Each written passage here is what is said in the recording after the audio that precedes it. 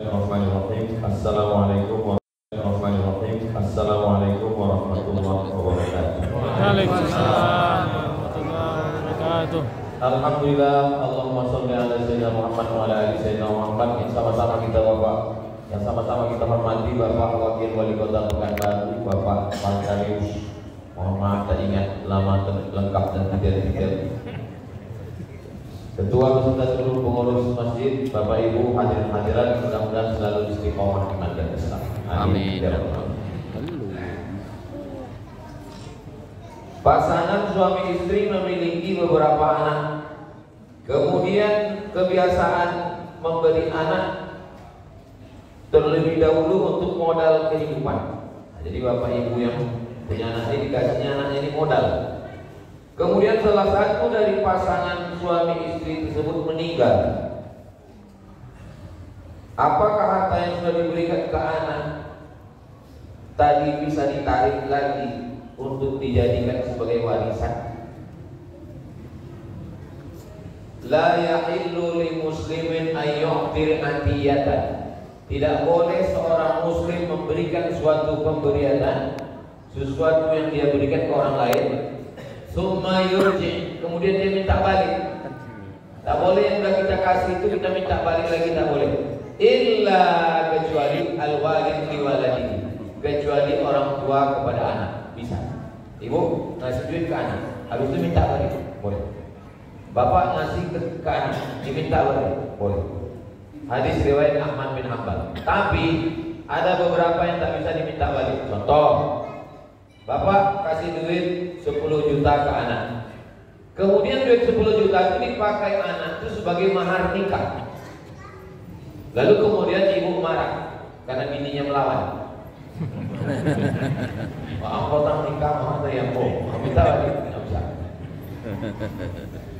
Karena sudah jadi mahar nikah. Yang kedua, yang tak bisa diminta balik, Bapak kasih anak duit 5 juta. Datang si anak, dipakainya duit 5 juta itu untuk membayar utang. Lalu kemudian Bapak minta balik, mana piti potong 5 juta? Tak bisa diminta lagi karena sudah dipakai untuk membayar utang. Yang ketiga, ini menurut negara. Bapak sama ibu kasih ke anak itu ruko. Iko hibah ruko keuangan. Kemudian dirubahnya namanya. Pergi dia ke BPN, Badan Pertanahan Nasional, lalu kemudian dibaliknya namanya. Itu kalau Bapak minta balik ke pengadilan, pengadilan belum tentu mengabulkan karena tidak semua pendapat fikih bisa dikabulkan oleh pengadilan. Nah, jadi kalau hanya sekedar memberikan saja minta balik boleh. Nanti bagi anak-anak yang hadir sini, kalau ayahnya bagi, hati-hati dimintanya dulu.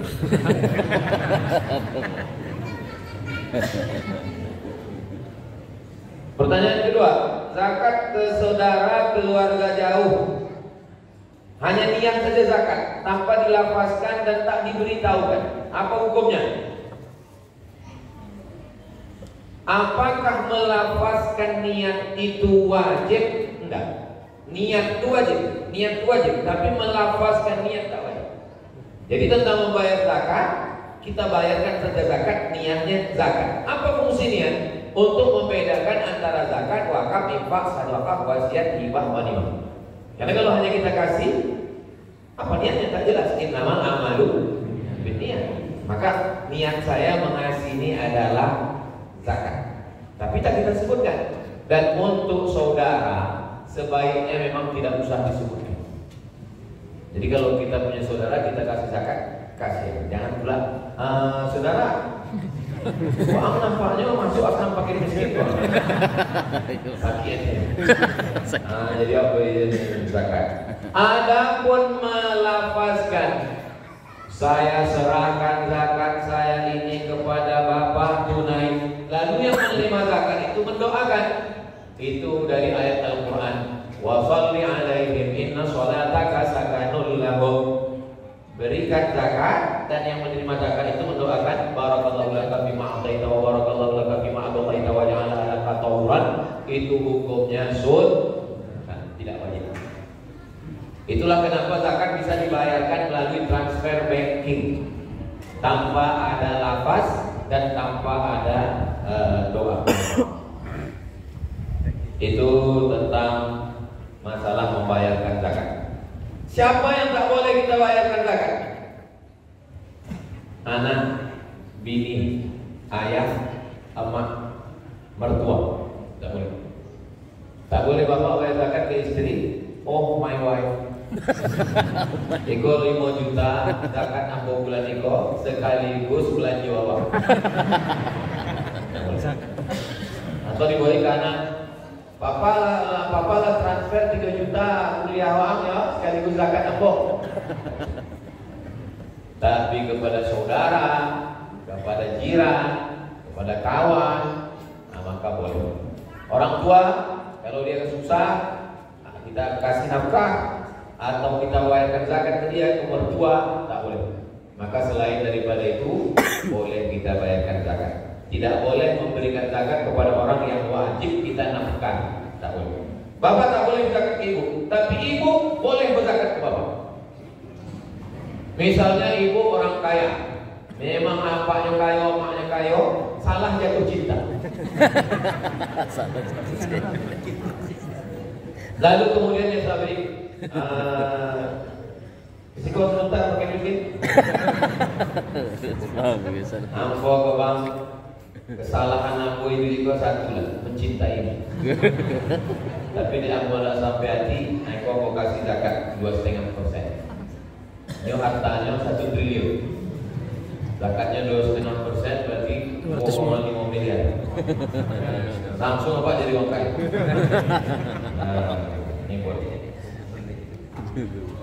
Apa hukum menggunakan organ tunggal saat pesta atau resepsi nikah? Yang haram bukan pada organnya, bukan pada gitarnya, bukan pada sulingnya, bukan pada biolanya.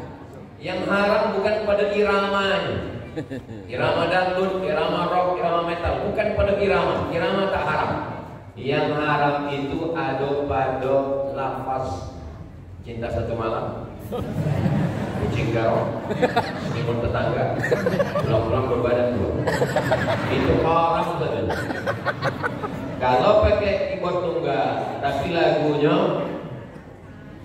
Barakallahu lakuma wa baraka alaikuma wa jama'a bainakuma fi khair.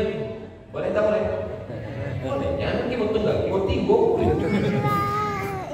Bukan pada alatnya, bukan pada suaranya, bukan pada iramanya, tapi pada lafaz. Kalau bunyi kalimatnya mengajak pada perbuatan zina, maka lagu itu haram. Tapi kalau bunyinya mengajak berselawat kepada Nabi, maka lafaz. Maka pakai keyboard tunggal tapi lagu-lagunya religi. Pastikan janji lagunya religi. Sebab aku datang beberapa kawan aku nikah adiknya. Bang, tapi abang potong berjanji keyboardnya religi. Itulah, punya religi lagu utama sama lagu terakhir. Lagu yang pertama jatuh bangun aku mengajar. Jadi dijanjikan betul bahwa lagunya itu dari awal sampai akhir adalah lagu religi. Bangunan musola yang tak terpakai lagi, kalau dirobohkan, infak dan sedekah jamaah untuk membangun itu apakah masih mengalir atau tidak? Iko Masjid Nabawi panjangnya 22 meter. Dari tempat Nabi khutbah mimbar Nabi ke dinding kamar Nabi 22 meter. Ke belakangnya 15 meter. Bangunan asli Masjid Nabawi. Datang Utsman bin Affan, Nabi, Abu Bakar, Umar, Utsman. Datang Utsman direhab. Waktu direhab dinding atapnya jamaah komplain. Wahai Utsman, macam mana akak kami dinding kami atau kami tiang kami? Datang Utsman bin Affan radhiyallahu anhu membacakan hadis Nabi, "Man bana masjidan banallahu mithlahu baitan fil jannah." Siapa yang ikut membangun masjid, maka Allah sudah membangunkan untuknya satu tempat di surga. Dengan dibacakan hadis itu maka tenanglah jamaah. Jadi bapak ibu otang yang menyumbang keramik, rupanya keramiknya dibuka, jangan khawatir. Sudah dibangunkan dompet di surga. Kalau ingin masuk, mati dulu. Dan sebelum mati, amalnya tetap mengalir. Jadi kalau ada pembangunan di masjid lain, masjid Iko lah awak resmikan, masjid lain, misalnya ibu menyumbang keramik, Iko mau sumbang keramik, nggak perlu dikawal, mana boleh keramik Allah. Coret pula pakai cinta kita. Waktu ada renovasi, datang untuk nak menghancurkan, yang lain boleh hancurkan, keramik ambo jangan. Tapi bagi pengurus, semua pecah-pecahan batu, kerikil, semua tidak boleh dialihkan ke tempat yang lain, mesti balik ke masjid. Kalau masjid itu ditinggikan menjadi timbul keliling atau segala macam, kalaupun terpaksa juga dijual, seng tak bisa dipakai, dijual, duitnya balik lagi masuk ke masjid. Sebab ini akadnya akad wakaf. Kepada seluruh pengurus masjid, tolong masjid itu akun banknya 3. Yang pertama, nomor rekening wakaf, tak boleh ke yang lain. Yang kedua, nomor rekening operasional, boleh untuk listrik, untuk beli air keran, untuk lain-lain. Yang ketiga, nomor rekening untuk anak yatim. Sebab rekening anak yatim tak boleh bercampur ke yang lain.